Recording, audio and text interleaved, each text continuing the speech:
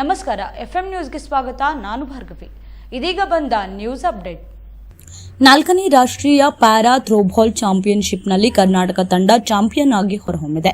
ತಮಿಳುನಾಡಿನ ಕೊಯಮತ್ತೂರಿನಲ್ಲಿ para throwball association for the physical challenges ಸಂಸ್ಥೆ ಆಯೋಜಿಸಿದ ಪಂದ್ಯಾವಳಿಯಲ್ಲಿ ಫೈನಲ್ನಲ್ಲಿ ಕರ್ನಾಟಕ ತಂಡ ಜಾರ್ಖಂಡ್ ತಂಡವನ್ನು ಮಣಿಸಿತು ಎಂದು ಕರ್ನಾಟಕ ಪ್ಯಾರಾ ಥ್ರೋಬಾಲ್ ಅಸೋಸಿಯೇಷನ್ ಪ್ರಧಾನ ಕಾರ್ಯದರ್ಶಿ ಆನೇಕಲ್ಲಿನ ರೇಣುಕಾ ಶ್ರೀನಿವಾಸ್ ತಿಳಿಸಿದರು.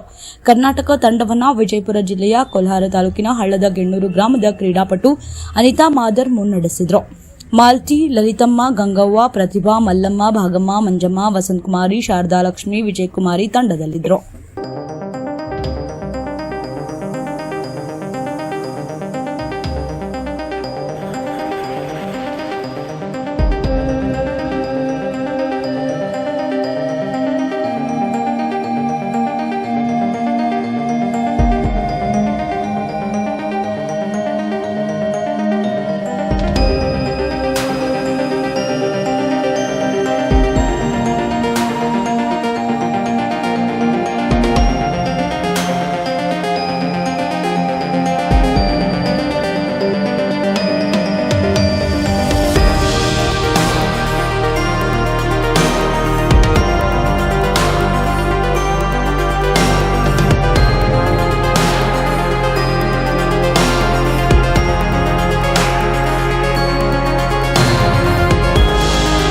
ನಾಲ್ಕನೇ ರಾಷ್ಟ್ರೀಯ ಪ್ಯಾರಾ ಥ್ರೋಬಾಲ್ ಚಾಂಪಿಯನ್ಶಿಪ್ನಲ್ಲಿ ಕರ್ನಾಟಕ ತಂಡ ಚಾಂಪಿಯನ್ ಆಗಿ ಹೊರಹೊಮ್ಮಿದೆ.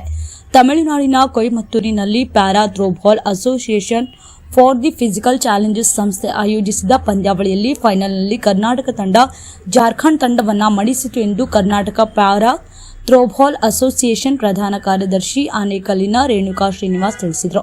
ಕರ್ನಾಟಕ ತಂಡವನ್ನು ವಿಜಯಪುರ ಜಿಲ್ಲೆಯ ಕೊಲ್ಹಾರ ತಾಲೂಕಿನ ಹಳ್ಳದ ಗೆಣ್ಣೂರು ಗ್ರಾಮದ ಕ್ರೀಡಾಪಟು ಅನಿತಾ ಮಾದರ್ ಮುನ್ನಡೆಸಿದರು. ಮಾಲ್ತಿ, ಲಲಿತಮ್ಮ, ಗಂಗವ್ವ, ಪ್ರತಿಭಾ, ಮಲ್ಲಮ್ಮ, ಭಾಗಮ್ಮ, ಮಂಜಮ್ಮ, ವಸಂತಕುಮಾರಿ, ಶಾರದಾಲಕ್ಷ್ಮಿ, ವಿಜಯಕುಮಾರಿ ತಂಡದಲ್ಲಿದ್ದರು.